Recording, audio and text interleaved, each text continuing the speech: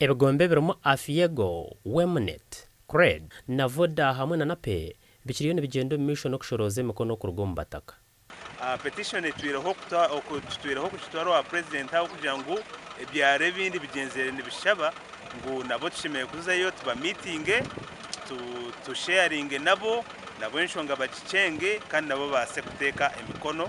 ha petition ejo. Umurukiko rubagiraho n'abataka hishomero rya Nyirongo Seed School urwaba ryahuriye ku cyungure kibera cya Bugoma. Abataka barahira ko barukuza kugumana bagamba kandi bagira ngo behiriye kwikano wa Purezidenti Yoweri Museveni okumugambira ngo bono bende kibero kusinge bikayijo. Nabwo echo kuturaza wa President Museveni ekibera takitunge turamuri washitwije.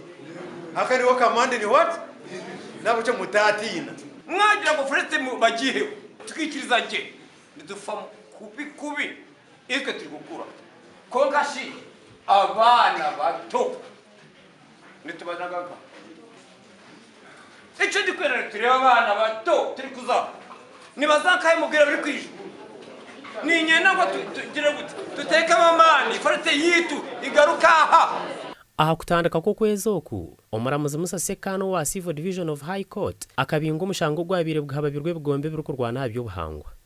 ekibira cyaturema kituremeye abo kubenturu murajimanya neje kwate koko koko yane twago chikoko neje ndanerita nekora chi ne babaza reka turwanire kibira cya haji barembu tukaremwa kuko twakora chi ni waresro muhindogwe hapoka umuhindogwe ni investor aba masirikara barindo muhindi hakani investor arahemishoro mingi kuceritwe nabwo cha government indareba Museveni acyakunda ba investor kukiritwa abantu wahurira tunamutumubuze mazima ogo muhinde wa haba sirikare ngo barutinge dete ukatunaga mazima turapfa karuru uramanyisa ki ebigombe biryo muhururu yo kurwana kibereki byagira ngo rugamba rukikire nkantu bakwijagariza bigere nyuma okusiya barufiteme kibereki baheza kwemereza icyo bariyo no bakora tukimanyira ro kutinisizwa kwa amani security ya amani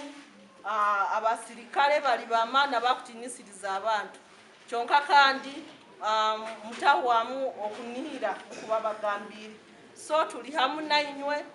itwe nka campaign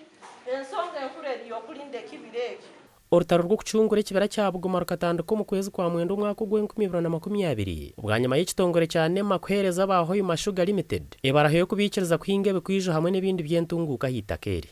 amakuru agagasha kwa Ambrose Nwagaba.